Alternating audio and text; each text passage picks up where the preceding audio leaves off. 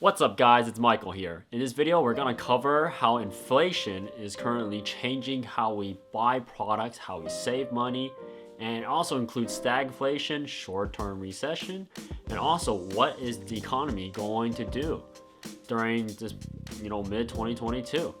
So before I get into this topic, please click the like button down below and subscribe button so YouTube will notify you when I upload a new video. So let's get down to it. So as everyone knows that right now the hot topic is inflation and how our current president is raising interest rates.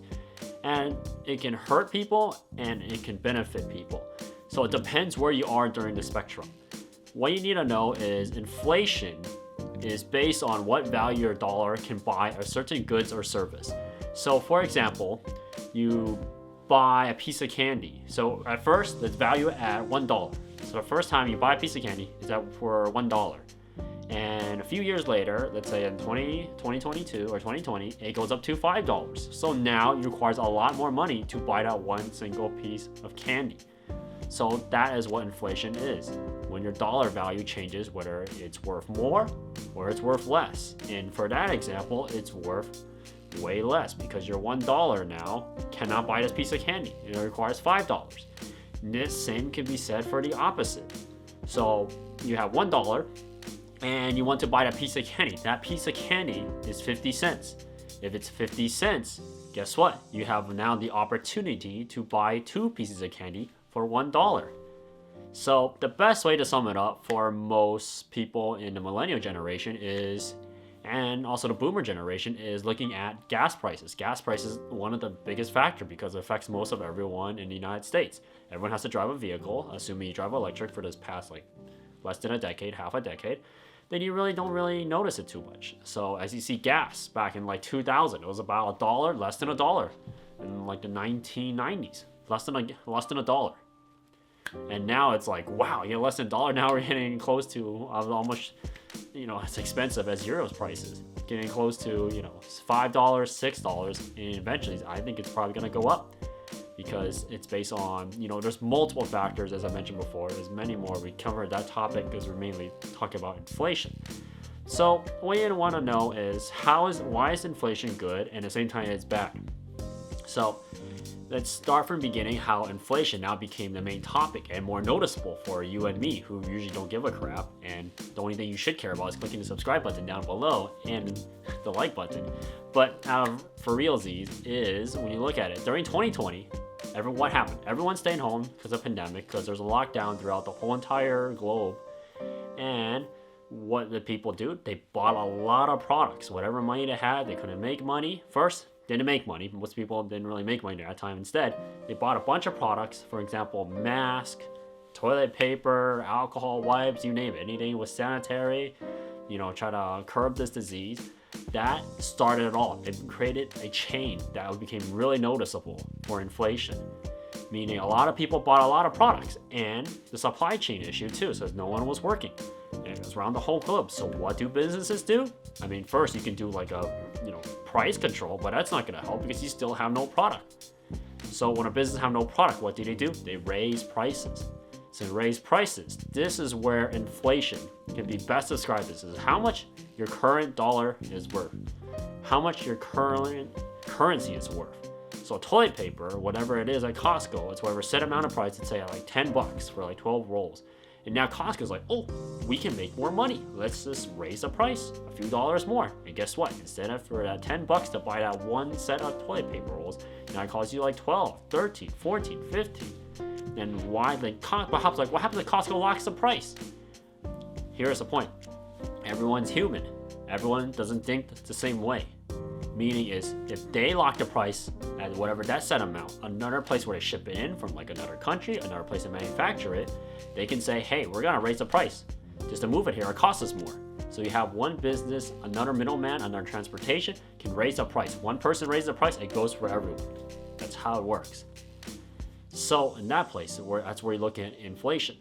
And currently our inflation rate is getting going around an average 2% a year, and now it's on average almost 11%. Think about it. Within 2020, these 2 years, especially within 2021 to 2022, it jumped almost nearly 9%. It's a lot. how much your dollar is currently not worth. So if your dollar is really strong, that's really good, but keep in mind, it won't last forever. If your dollar is really weak, at the same time, then it's a bad thing too. So in this case, our dollar is really weak. And what do all presidents do in the current United States? Doesn't matter your left or your right. They raise the interest rate, meaning if you're gonna borrow money, it's gonna cost you a lot more. Meaning you take them out like $1,000, and you before, like in 2020, they need to boost the economy. So they gave out everyone stimulus checks. They lowered interest rate, lower than 2%, getting like close down to like 1%. So you're getting close to borrowing money for free. Like you take this $10,000 and you can use it to invest in something else to make money. Or in most cases, people just waste it instead. And you don't have to pay it back. Pay it back with no fees or hidden agendas attached. That will boost the economy. So you ask me, Michael, what happens is you go, well, what happens if 0% inflation? So this is a really interesting scenario because if you have 0% inflation, in theory, there is no growth and there is no loss. Meaning the economy is not going up and the economy is not going down. So you're basically stagnant. In a perfect example like this, you can look at Japan's economy. It's suddenly in like the 1980s, 1990s, during that time, it just boomed like crazy. And that, you can call it manipulation in the way it is. But it was growing, and there's a lot of factors to play, like culture, what do people think, what type of inventors, how many inventors you have in society, and also it tanked, it just stopped. So that's why you need to have an inflation rating, and they usually target around 2%. So what happens 0%? Now here the interesting part is, what happens if everyone understood the subscribe button down below and the like button? And for reals, is what happens everyone know how to invest and save money. Meaning is, like I mentioned in my previous videos, how you take your budget you have and you split it up to like chunks. Like you take a roll of bread and you cut up the pieces and you say up to which day and when can you eat it. If you did that with money, save it in buckets, you can manage and regulate how your income comes in and how your income comes out. If you did that, then at 0%, where prices don't increase and don't decrease, and people had, habits where they can regulate how much they buy, then that is where inflation itself at 0% would be really interesting to see. It could be beneficial, it could be bad, but I'm pushing towards more beneficial. But in this case, like I said, everyone thinks differently, everyone, spends differently, everyone has different habits. It affects you and me. But the interesting part is there's no way that can be possible because everyone thought the same, then there will be no growth in the same time. So that's how it is. So with the interest rates going up, the goal is to get people to stop borrowing money. So you look at, for example, real estate. Real estate is driven, there's a lot of people and a lot of factors manipulating why prices are going so high, because you have a lot of people moving point A to point B. And you have the second factor where a lot of people are not building enough houses because, all these other reasons for it. It can be political, it can be a supply chain shortage, or profits, because builders don't find it profitable to build low-income housing compared to like building luxury homes that people will buy from them. So, if I were them, I will build the luxury homes too because they will sell really quick and they make big money. Why wouldn't they, right?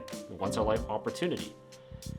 So when you look at interest rates, how does interest rates affect you? So in this case, you look at how interest rates going up. The goal is to slow down the economy. And a lot of places like the bank say, what happens if you get about 10% loss of jobs? Yes, it sucks, but during that time is where you need to understand that you have to leverage against these type of events because it's always going to appear. Like for example, the economy is recovering from the pandemic, and now all of a sudden there's a war going on, and now it takes a nosedive again. And after this is over, trust my words, as long as you click the subscribe button and like button down below, you'll eventually realize after this current event is over, the war in Ukraine, once the markets like to be calm. Anything that's stable, anything that's certain, it goes up. So after that event's over, it'll shoot straight back up again.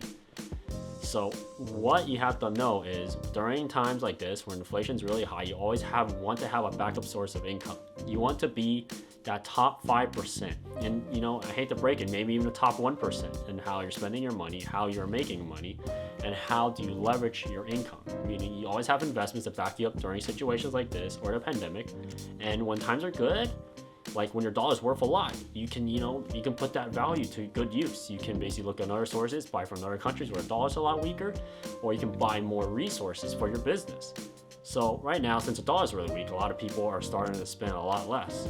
So it forced the businesses to drop their price, because it's really hard to combat that, because right now the supply chain now set a new standard. Before, the standard wasn't disrupted before, so it's really high.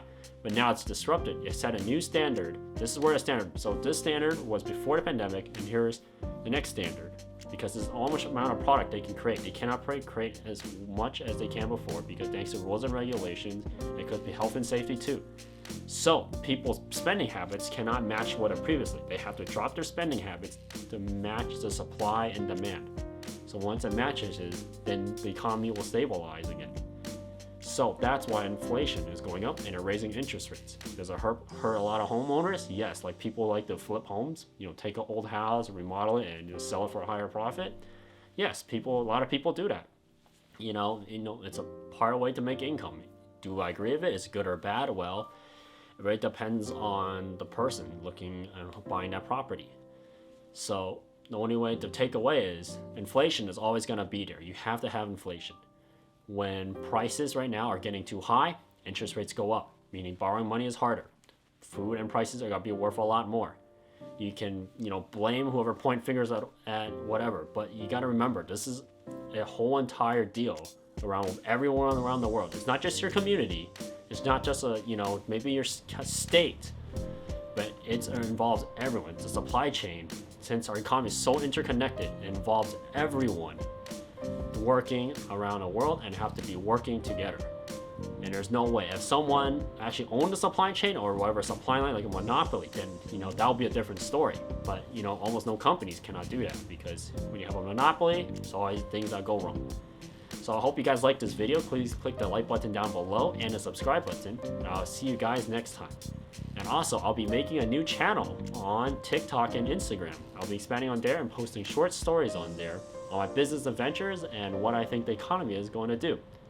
And also, if you want to see more videos on how to do your taxes, I have a tax advisor is currently on vacation right now, and we're going to be posting new videos, how to solve forms, how to pay your taxes, and what you can do to basically look at evading versus avoiding tax. So basically using leverage, whatever laws are used to help yourself to understand the financial situation and escape the rat race. So this video, hope you guys enjoyed it. Please click the like button down below and the subscribe button, and I'll see you guys next time. Peace.